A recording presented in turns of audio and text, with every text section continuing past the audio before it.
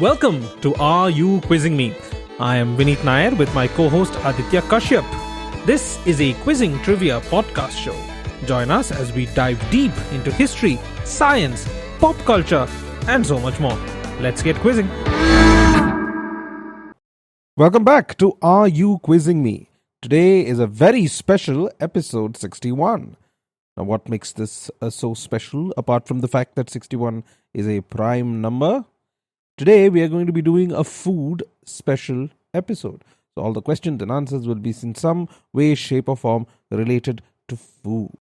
Before we get to the rest of today's episode, I'm going to be asking an audience question, which I will answer at the end of this episode. So, try and see if you can figure out the answer to this before we finish up this episode. You know, we do connect questions. Those are like Aditya's favorite type of questions. And I hate those. So I'm now going to distribute the pain to you, my audience. So tell me what's going to connect with the things that I'm about to mention. Almond eclair, aubergine envelope glue, baked bean farm dirt, banana lobster, belly button lint peppermint, bubblegum pumpkin, buttered popcorn pizza, chili powder prawn, dirt phlegm, dirty sock strawberry, dog food tutti frutti, and earthworm vomit. What connects all of these? I will reveal the answer to this question at the end of today's episode. We have a question, a not so serious one, which was asked by Aditya at the end of last week's episode. Aditya, welcome back to our episode. Why am I welcoming you? You're my co-host. But anyway, welcome back to our episode. And what's the answer for last week's episode? Okay, so last week the question I asked was, just as Cluedo is a play on the words clue and ludo, what would it possibly be called if it had been originated in India? Cluedo was originated in the UK. What would be the possible names in India? So I was just making some lovely puns out of Indian famous games.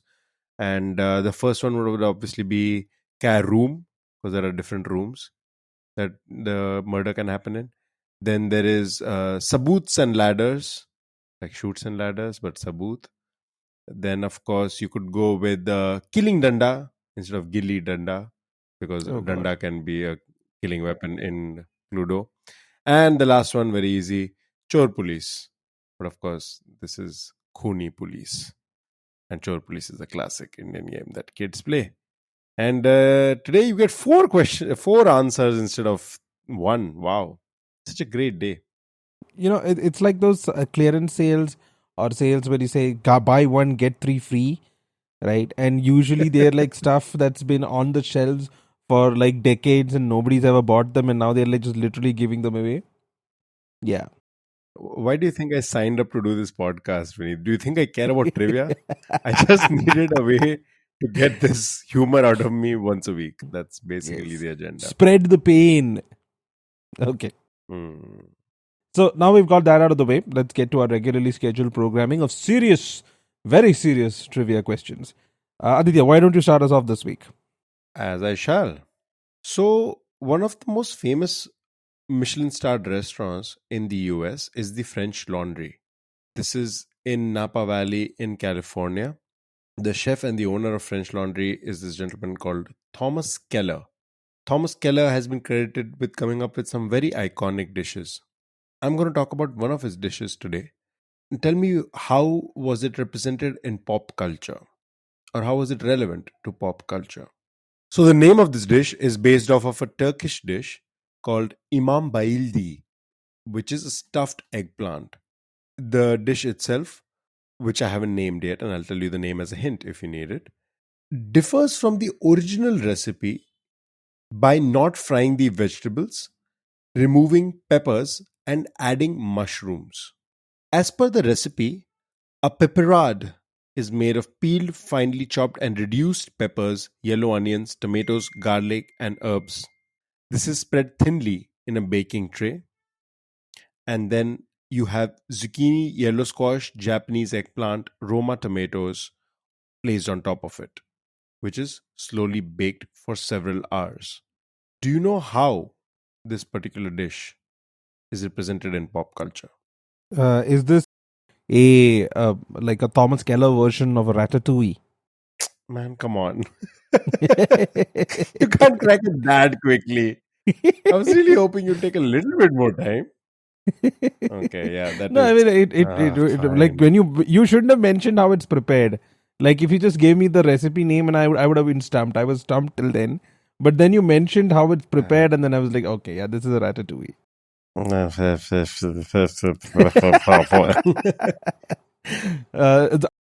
You know that Spotify now transcribes the podcast, right? I wonder how it's going to do that. I'll have to put in a suggestion to record Yeah. that and put that as angry mumbling. Angry mumbling, yes. No, I'm impressed as always because that was genuinely way faster than I imagined you'd crack it. But you're right. This recipe, do you know what it's called, by the way? No, I don't. I mean, like I just know from the presentation I Oh, got the picture of a ratatouille, so I'm like, yeah, this is it. yep, you are right. It is a ratatouille. But the recipe itself that Thomas Keller came up with is called confibialdi. Mm. And that is what the specific preparation is called, I guess. So that way of preparing it or presenting it, presenting ratatouille is called confibialdi. And this happened when Thomas Keller was being shadowed at the French Laundry by Brad Lewis, the producer of Ratatouille. For 2 days, he shadowed him around the French Laundry.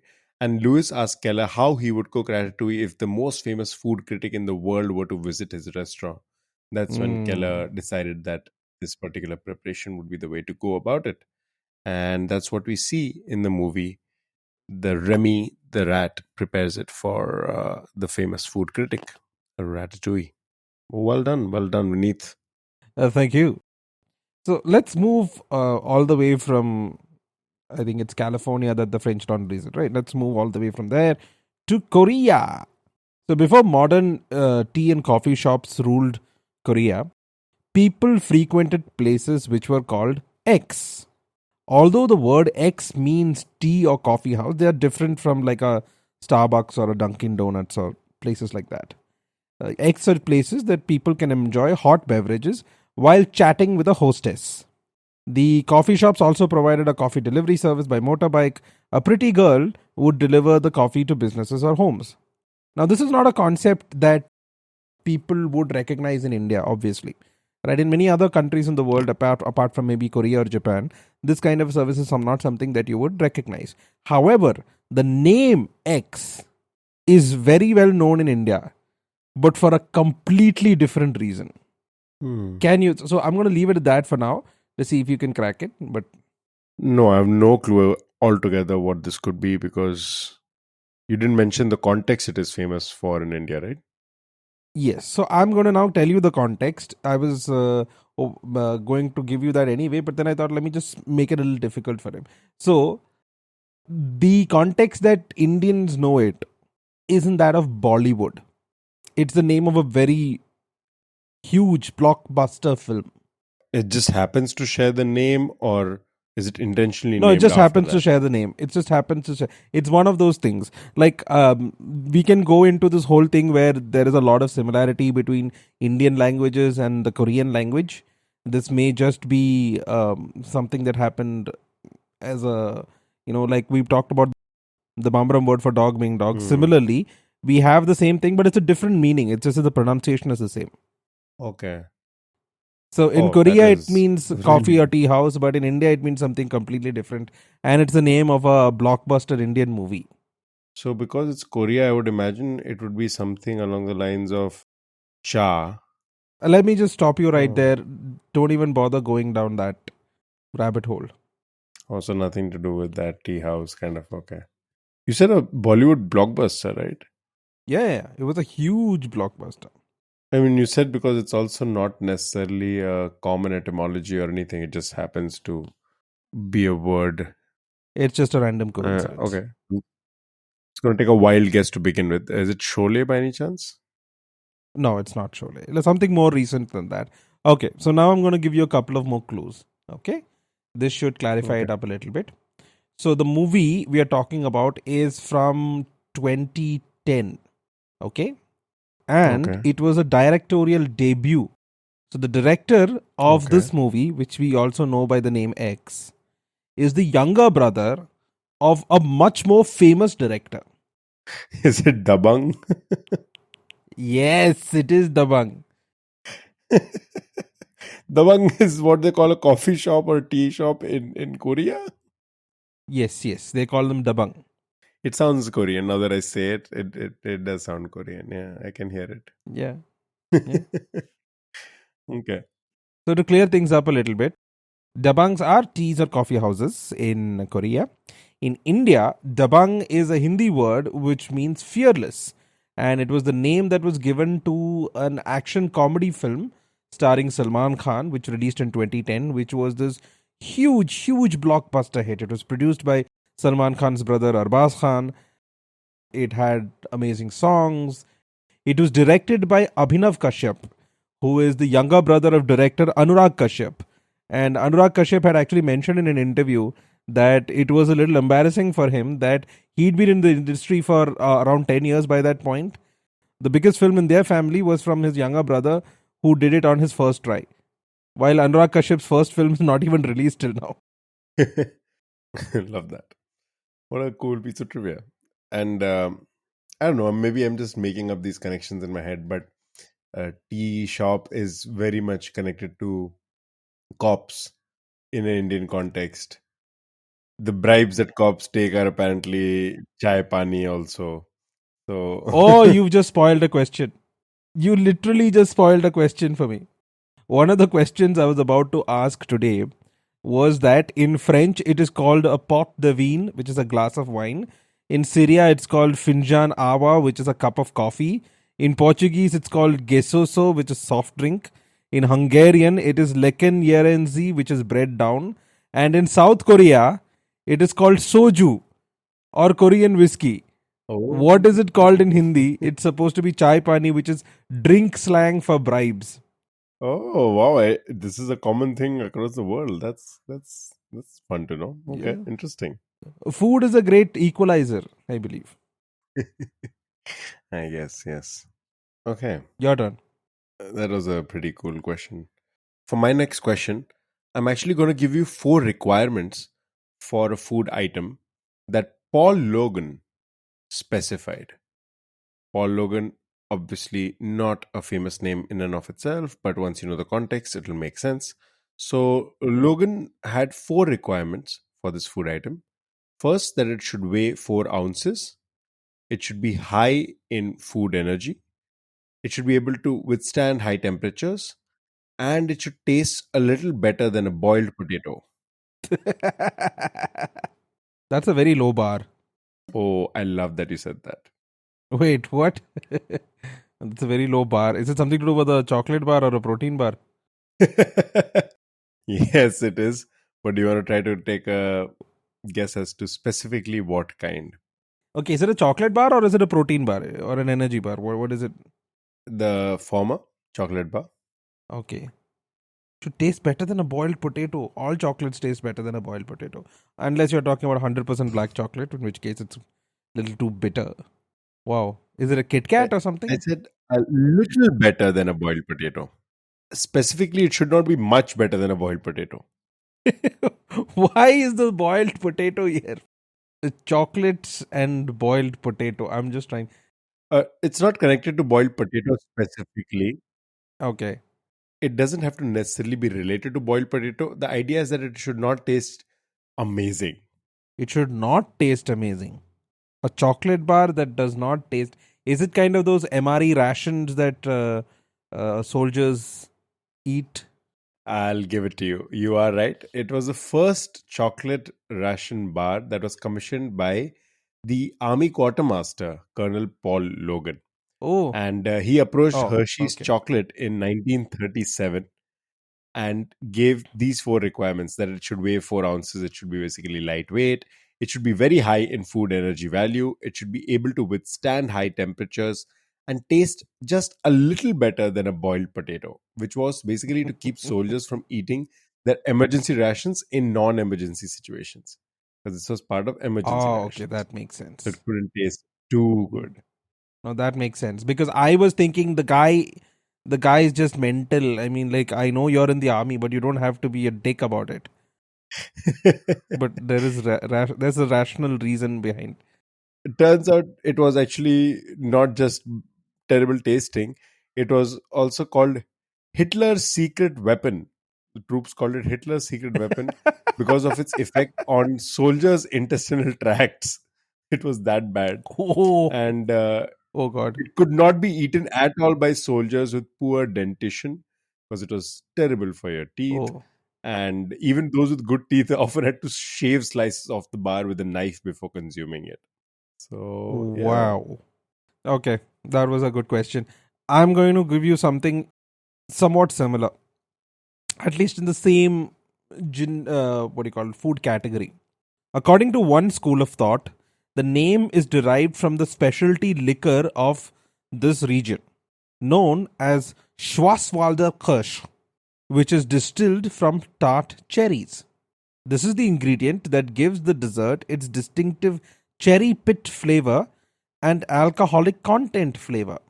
The confectioner Joseph Keller claimed to have invented Schwarzwälder Kirschtorte. So Schwarzwälder Kirsch is the liquor, and the thing that we are talking about has claimed to invented Schwarzwälder Kirschtorte in its present form in 1915 at the prominent Café Agner in Bad Godesberg, now a suburb of Bonn, about 500 kilometers north of the region X. This claim has, however, never been substantiated. The Tübingen city archivist Udo Rausch names the Tübingen master confectioner Erwin Hildebrand of Café Waltz as in Tübingen as the inventor, dated spring 1930. Given that Keller's initial recipe was not identical to the most popular interpretation of the dessert, but instead a simple version, it could be theorized that both confectioners influenced its creation. I want you to identify this dessert which is named after this region from where Schwarzwälder Kirsch, the alcohol, comes from. Hmm. Sorry, which region did you say it comes from? So the region is what I'm asking you about. I want you to tell me the name of Oh, the okay. region. So I'm assuming a region more specific because from the sounds of it, it sounds German. So you're looking for a specific Yes. region in Germany? Yes. That's not a very fair question. I don't know German regions that well. Let me just point out some of the clues in this question so that I can guide you towards the question again. Right. So this dessert is named after this region X. Okay. X has a specialty liquor called Schwarzwälder Kirsch. I can see the smile on your face. Now tell me. Before you proceed, it's a region in Germany. It had something to do with alcohol and did you mention cherries? Did you mention? Yes, yes. So the alcohol is distilled from tart cherries. Oh, okay, then it's definitely Black Forest. Yay! Yes, it is the Black Forest cake. I didn't know it was called Yeah, Schwarzwälder Kirschtorte. yeah, that part I don't think anybody who doesn't speak German probably knows. But yeah, this is Black Forest region in Germany is what the Black Forest cake is named after. That part I knew. Cool. Schwarzwälder Kirschtorte. Oh, that's a mouthful. It sounds better also than Black Forest cake. Schwarzwälder Kirschtorte sounds better. Yeah, it sounds like it's something, something substantial. You sound like I don't know if you've seen that episode of Friends where Ross has to bring detergent which sounds very manly because he does not want Oh, to go yeah, with something which the sounds very laundry feminine. detergent. Yeah, it's German. Yeah, he also, it goes with German laundry also over there. Okay, Uberweiss. I think it was called Uberweiss, right? Uberwise. Uberwise. Yep. Moving from Ross, in fact, to another fictional character. So I'm not going to tell you the name of the fictional character. Let's call this character X for now. But I'm going to tell you the names of this character's relatives. Okay. So the mother, Nana, father, Cole, brother, Castor, Castor's estranged wife, Cylinda, nieces Deezil and Violet, uncles Otto and Lubri. Who is this fictional character that I speak of? Is it like a cereal mascot? Or like a food mascot of some sort? No, So we're not talking about Count Chocula or anybody like that, right? no. Is it Boomer from the Boomer bubblegum? Oh, that is a great guess, but no. And I'll need a clue. I will need a clue. This is I have no context for this. Okay. I think I stopped at the uncles Otto and Lubri. Yeah. I'll tell you about the cousin Sutra, who's a sultry blonde, and a distant relative who was an extremely wealthy corporate magnate called Standard. Is it Ronald McDonald? Have they made like an entire family for Ronald McDonald? No. Okay, I'll tell you specifically. This is from the world of film and TV. But somehow related to food. The relationship will be made clear very soon. But Evil man. Okay. Wow. Okay. Film and TV, that opens it up quite a bit. I was focusing on these kind of fictional characters and things that they've created. So, okay. So it's not a food mascot or a character that they've created to promote food. It's film and TV. Nana, Leo, Ubrick. okay, so the person themselves, the character themselves, I'll tell you, I wasn't giving you the gender as well. It's a woman. The woman herself Okay. is not directly got anything to do with food. The connection to food will be made apparent eventually. But for now, I would suggest trying to think of. Okay, so here's what I'd suggest for now. You probably go along the lines of thinking of what the last name of these characters is. I'm guessing these characters don't appear or they appear off screen or something like that. Some of them have made brief appearances, some of them have made recurring appearances. Wow. Then I'm completely stumped. I think you might need a little bit more of a hint. So I'm going to tell you that this character first appeared in a comic strip and eventually appeared in an animated series. Is this Lucy from Peanuts? No. Shit. That was a good guess though. Peanuts and Lucy. Okay. No. Okay, I'll give you the hint that I gave earlier. I'll repeat it actually. Think about what the last name for these characters is. Okay, tell me the names again. Let me go through the names again. Character X's mother is Nana, father is Cole, brother is Castor, estranged wife of Castor is Celinda, nieces Deezil and Violet, two uncles Otto and Lubri, and then there was a cousin Sutra and a distant relative who was an extremely wealthy corporate magnate called Standard. I don't know, man. Seriously, just put me out of my misery. I have no clue what this is. One last clue, just in case you know this particular piece of trivia. The comic strip was Okay. initially called Thimble Theatre and was renamed after its most popular character eventually. But initially it was called Thimble Theatre. Oh, dude, this is going to be something so easy. Okay, tell me again. My apologies to the audience who's get frustrated right now listening to me just, stumble in the dark. But I'm not able to No, get this this. is a tricky one. This is a tricky one. I don't blame you. But okay, let me do this one last time. Mother Nana, father Cole, brother Castor, estranged wife of Castor Celinda, nieces Deezil and Violet, uncles Otto and Lubri Kent, and a cousin Sutra, distant relative was an extremely wealthy corporate magnate, Standard. Oil, standard This oil, time I mean, lubricant oil. yes. Which comic strip character has the last name Oil? Oh God, this is olive oil, Popeye, spinach. Ah, Olive oil is the okay. answer. Yes, olive oil is the answer. Olive oil, the character is Yeah. obviously named after olive oil, which is used in cooking and salads and whatnot. Brother Castor oil, and mother was Yeah. Nana oil, which was how banana or the slang for banana oil would be Nana oil back in when it was created, early 20th century. Then father coal oil, like coal oil, and Okay. cylinder oil, I guess, which is I did. Yeah, I'm not no. sure where. I have no clue what that Yeah, is. I'm not sure where I that got comes it from. from lubricant and There's, standard oil. yeah, diesel oil being the niece, and your Sutra oil and standard oil. Yes, as you very correctly cracked. And that's how olive oil and her family gets their Let's be names. fair. There is no Just cracked in this. There is no cracked in this, right? You literally put it in front this of was my a feet tough so that while question. I'm stumbling in the dark, I'd stumble over the right question, right answer. No, you did do a decent job of it. I'd give you credit because this was a tough one. No, Well done, well in done. my defense, I've only ever watched the cartoons. I've never actually read any of the Popeye comics, and I don't remember any of Olive Oil's relatives showing up in the Hmm, cartoon. So hmm. that's my defense, and I'm sticking to it. Fair enough. That's a valid defense. Give it to you. Okay, let me take you back a little bit in history. Time period is not significant, right?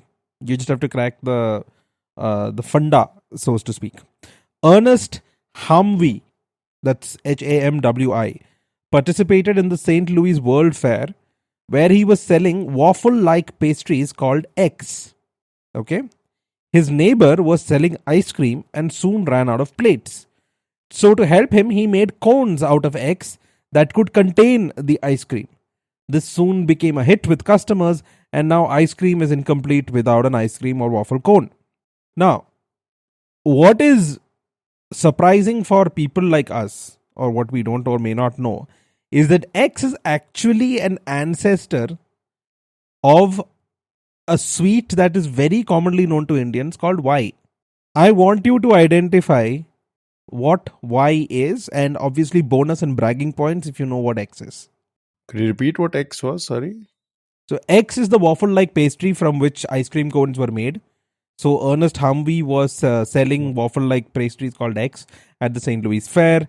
His neighbor was selling ice cream, Right. ran out of Got it, got it, plates. got it. So Yeah, this yeah. guy helped him out by making cones of it. Now, what most people don't Mhm. know is that X is an ancestor of a particular sweet that's very commonly known in India. So X is the original version or the older version, and Y Yes, is yes. Let me just give you a clue up front. It is the family of it is somewhat the same, but it has differed quite a bit. So you may not be able to imagine it by thinking of waffle-like pastries. is X by any chance? Let's start with that. Is X by any chance Stroop waffles? No. Waffle like pastry. Can't think of many examples that would fit that. Trying to think of anything which has even a slightly similar shape or form as a waffle That's what I'm telling you. in the Don't think of it Indian. that way. Okay. Would I get any closer by? Would I be anywhere close if I said something like jalebi or Oh, you, imarti? you are. Insert angry mumbling here. Yes, Y is indeed the jalebi. The waffle-like Oh wow! pastries. Okay. It was like a fried waffle-like pastries, not the kind of thing we know. It's like, so these are all families of types of funnel cakes that have been around the Middle East. So the X was called Hmm. zalabis, Zalabis. It was called zalabis. It's one of the Oh older wow! ancestors of what we today now know as jalebis. Did you know that jalebis are not? I mean, like everybody thinks of India when you're talking about jalebis, mostly thanks to Indian sweet shops all around the world Hmm. and the song Jalebi Baby. Obviously, Pakistan also has jalebis. In Nepal, it's called jerry, which was a word derived from the Mughal Emperor Jahangir. In West Asia, Mhm. it's known as zalebia, lokhma, bamia. In Iran, it's called zulbia. In Azerbaijan, it is zulbiya, zilviya.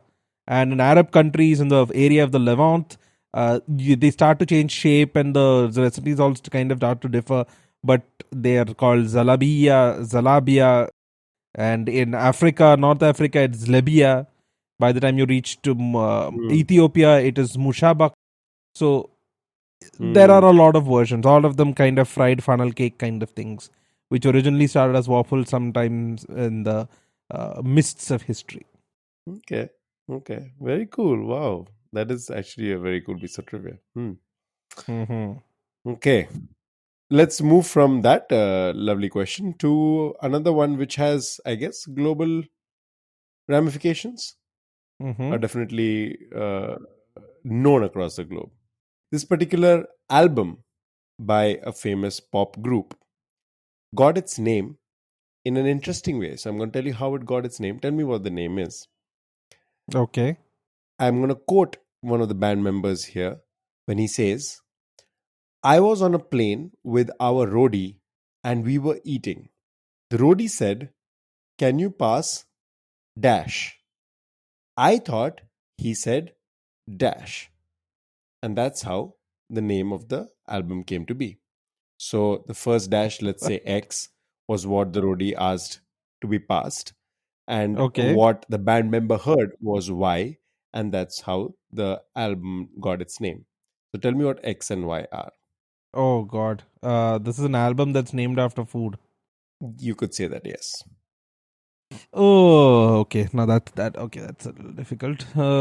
What would you ask Slight, somebody to pass? but let me specify. Let me specify. It's not exactly named after food, as much Okay. as something slightly misheard. Because Oh, again, I repeat, I was on a plane with our roadie and we were eating, and he said, "Dash, can you pass the dash?" I okay. thought he said dash, which was the actual name of the album. So, can you Okay. pass the X? I thought he said Y. Y is the name of the album. So tell me Oh, what so he X and heard Y are. when you're eating, you say pass the salt, or Oh, you are very, very close.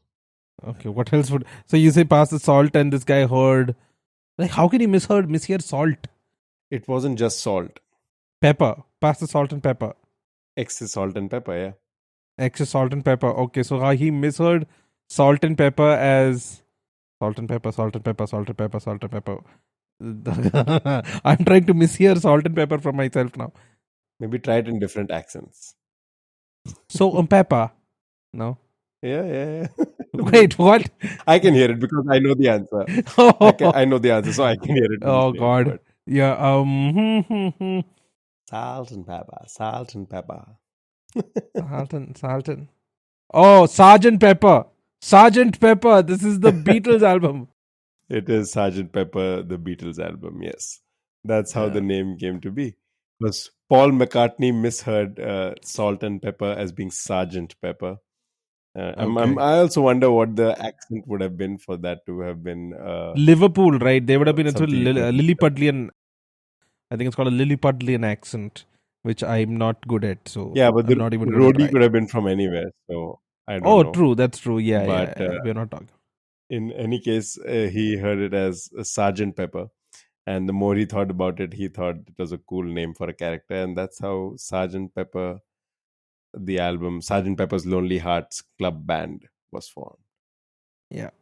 Beatles' most celebrated album, some would argue. Okay. That's a nice question. I'm a little disturbed I didn't get that quicker because I had the pepper portion of it and I just would have. Okay. Fair enough. Fair enough. So now let me move to ask you a question about something completely different, right? The introduction of this recipe is attributed to Captain Henry Lewis Edwards. Edwards was Okay. a veteran of the Napoleonic Wars and held the position of Deputy Lieutenant of Carmarthenshire. He is believed to have brought the recipe home after travels in India. Okay? The Okay. We don't know exactly how the recipe found its way to two certain individuals. Okay. Okay? They mixed it in their pharmacy and the resultant product was so strong that it was considered inedible and the barrel that they had made it in was abandoned in the basement. A few years later, they wanted to make space in the storage area. So the chemists came upon that barrel and before discarding it, they decided to try it again.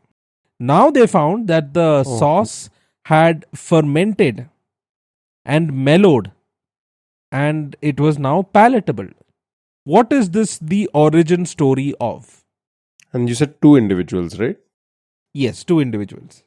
They had a pharmacy, like or a chemist shop or whatever you want to Hmm. call it, We don't know how exactly the recipe. This is a kind of an apocryphal story, but Captain Henry Louis Edwards is supposed to have brought the recipe home after his travels from India. It somehow made its Hmm. way into the hands of these two individuals who ran a pharmacy.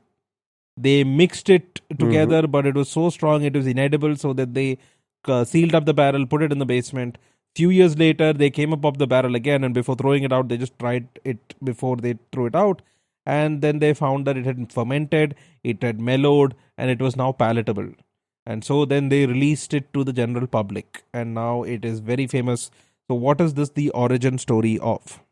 Did you give me a time frame?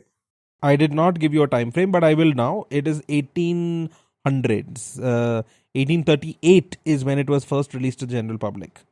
1838. So I was initially thinking some sort of a soft drink, but that seems a bit early for any of our famous fizzy drinks. Hmm. They You also basically said found fermented, that right? after a few years, yes, after a few years, it had fermented, it had mellowed, and was now palatable. And the first bottles of it were released in 1838 to the general public. This can't be a kombucha or something, right? No, I think that's Japanese, right? Kombucha is Japanese, right? I'm also not sure. Okay. Is it some sort of a tea? No, it is not. No, I'll need any hint you could give me. Okay, so my hint to you is that this is notoriously difficult to pronounce. Worcestershire sauce? Yes, it is Worcestershire sauce. Worcestershire. Worcestershire. Oh my god, I'm not even gonna try. Yeah, yeah. Yeah.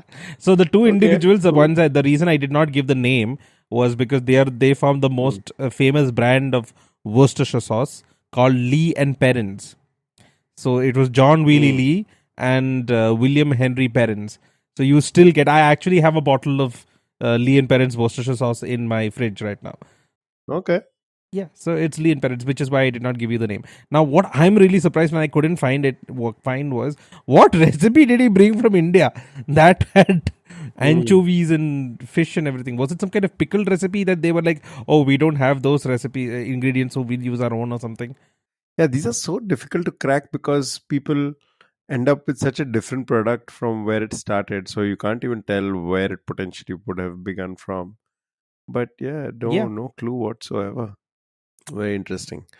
Okay, so that looks like the end of today's episode as far as it comes to the questions. We have to now start winding up. We still have a lot to do before we leave you. So, Aditya, what's your question for this week? So the question for this week is just like Dabang is named after some was accidentally named after, I guess, some sort of a food related connect there. What other movies have accidentally been named after food connections? This will be a series of puns that will be tough to swallow, Oh, but God. I No. promise you, Leave it for next you week. should Leave come it back for for next week. I can't tolerate it now. that. A lot of food for thought for you. Oh, no. Please, people, Okay. I would actually request that our audience also send in puns, something that will make him wins, because it cannot be a one-way street, people. Yes. He cannot just keep inflicting pain on us and we do nothing. So rise, I, revolt, I send assure emails to Aditya with puns. you are only strengthening me. Please send me all the puns, and I promise you, I will read out the worst of the lot. They will be part of our next episode. Any Yes, food yes. related puns which relate to movie titles, send it to me. Okay, so that you have your question for next week, people. As with regards to the question I asked at the beginning of today's episode, what is the connect between the following? Almond eclair, aubergine envelope glue, baked bean farm dirt, banana lobster, belly button lint peppermint, bubble gum pumpkin, buttered popcorn pizza, chili powder prawn, dirt phlegm, dirty sock strawberry, dog food tutti frutti, and earthworm vomit. Aditya, do you have any idea what I was talking about? What the connect is? Oh, this is the food that was served in my hostel. All of my hostel food is. These were the recipes that they used.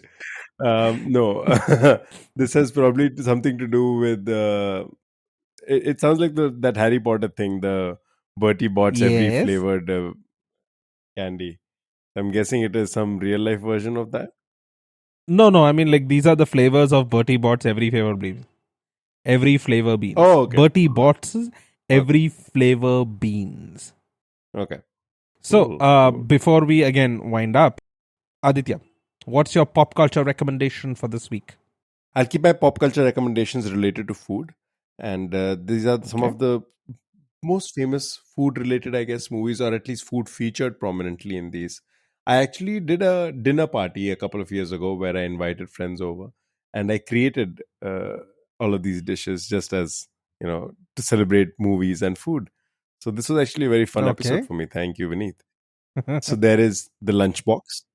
We mentioned Irfan Khan in our last episode.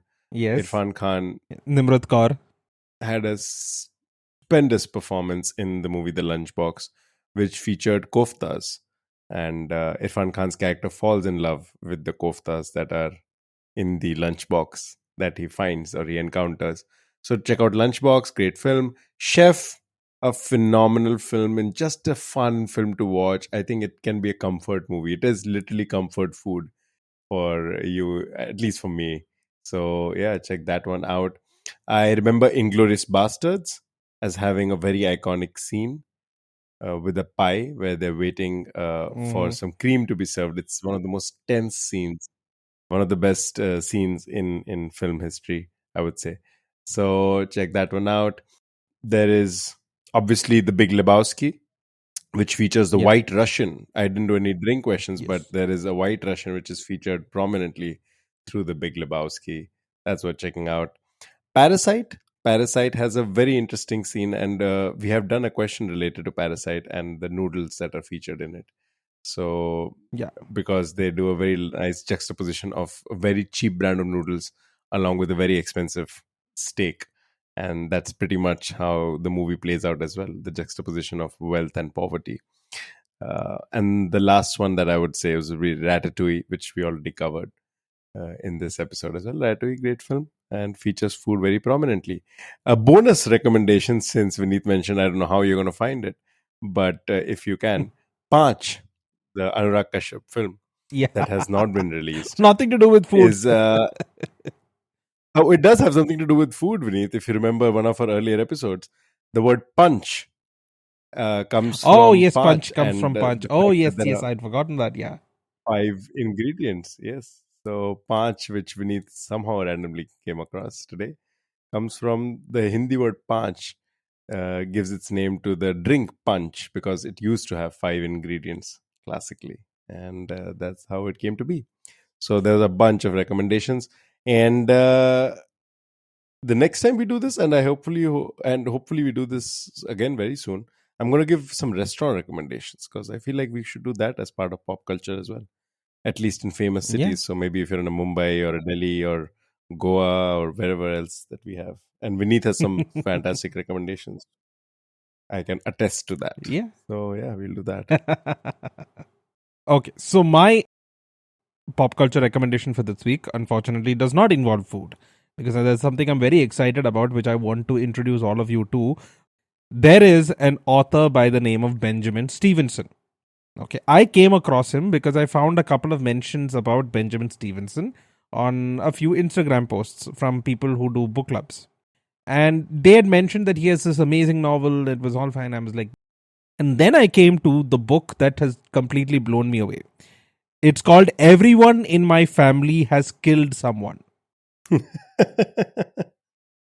Oh, Okay. okay. So now, first of all, this name itself should tell you this is something very different from your usual fare. I've been reading murder mysteries for decades now. And it is very difficult, in my opinion, to have a truly original murder mystery. I was most happy and surprised when Knives Out came out because it turned the murder mystery trope on its head. This Mhm. book takes that kind of a concept, and in my mind, it's like a magic trick that I once saw Penn and Teller perform. There's this very old magic trick called cups and balls, right? Where they have 3 cups and balls, and the balls keep multiplying, and you don't know how it's done. So Penn and Teller once did that same trick with clear plastic cups. So you can actually see the trick while it's happening, and you're still astonished because of the amount of skill that goes into it. Now just imagine that magic trick and Knives Out kind of concept come together. It is delightful. It is a delightful read. Sleight of hand with language is very beautifully done. I hope I'm not hyping it up so much so that you'll be disappointed when you read it, but I'm frankly telling you it is an amazing one. I bought its sequel, which is called Everyone on This Train is a Suspect. And it's on my reading list. It's going to be next. And apparently this very soon, the third book in the series is going to come out, which is called Everyone This Christmas Has a Secret. Now, if these two are anything like the first one, it should be a blast to read. But Everyone in My Family Has Killed Someone by Benjamin Stevenson. That's my recommendation for this week. Please go read it before HBO makes it into a series. I think HBO has already bought it and is on the way to make a series about it. So please read it before they make a series and just kind of... because I don't think you can translate it to film as well as it appears in the book. That's a great recommendation. But since you did say that you should read it before you watch it, I will counter that by giving something which you should definitely watch. Well, I don't think it's based on a book, not that I know of. So just that's the only way you can consume it. Go check out The Bear, since I missed out on that as a recommendation. One of the best TV shows in recent history, obviously based on food as well. Jeremy Allen White is a delight, is a treat for the eyes. And the food that they make is obviously a visual treat as well. So check out that show. And this book sounds very interesting, Vineet. I'm going to check it out. Yeah. And now I just remembered something which would kind of tie in murder mysteries with food is the show Hannibal, which has some of the most beautiful depictions of food I've ever seen on TV. So that's also another recommendation from us. I've watched the supercuts of that food being prepared multiple times on YouTube. It is beautiful just to watch even those scenes. A little bit creepy considering that a lot of those food items are apparently cannibalistic and made from human meat. Not a lot, all of them. But all of them? Okay, well, that kind of ruins it. But I think I'll still go watch it again. It is very beautiful. Yeah. Because we did our pop culture recommendations, I think it's right time to give a shout out as well to Ashwin Mascarenas, who set up our subreddit for us. And both Vineet and I were very excited about it. And then we got caught up in work and forgot to do anything on it. And Ashwin has been just an angel who has been doing it for us. And thank you, Ashwin, because he has posted not just updates, but... Oh, okay. Saint Ashwin then. Yes. Who has posted not just the episode updates, but also the pop culture recommendations that we give in every episode. So it's a lovely list that you can go check out. And if you forget what names we have recommended, you can always go to our subreddit and see what Ashwin has posted. So thank you, Ashwin. And yeah, this brings us to Vineet's spiel at the end of each episode. Yes. I should make you do one of these one day just so that the people are surprised, So that's all for this episode. Thank you guys for listening in. We hope you enjoyed the show and learned something new. If you liked what you heard, please subscribe to our podcast. Leave us a review on whichever podcast platform you're listening to us on. Take 2 seconds after the spiel to go hit the notification button, subscribe to it so that you know when a new episode drops. It helps us reach a wider audience, allows more people to discover and enjoy the show. Please give us a 5-star rating. We'd also love to hear from you. Feedback, suggestions, trivia. If there are any questions you want asked on the podcast, just send us an email at areyouquizzingme@gmail.com with the name of the quiz master who you want to ask the question in the subject line. So if you want Aditya to ask the question, just say question for Aditya to ask or whatever. We'll figure it out. We'd also love to hear from you on Instagram. You can reach us at Are You Quizzing Me? We appreciate your support and look forward to sharing more episodes with you in the future. Please join our subreddit, r/Are You Quizzing Me, and make it, I don't know, a community. Right now Ashwin's taking up a lot of the weight. We'll appreciate if a lot of people, you can post things, trivia, you can post opinions about our pop culture recommendations, suggestions for our episodes. We do appreciate it, no matter how negative the feedback may be or positive. We'd love to hear from you. Thanks again for tuning in, guys, and have a great day. See you guys next week.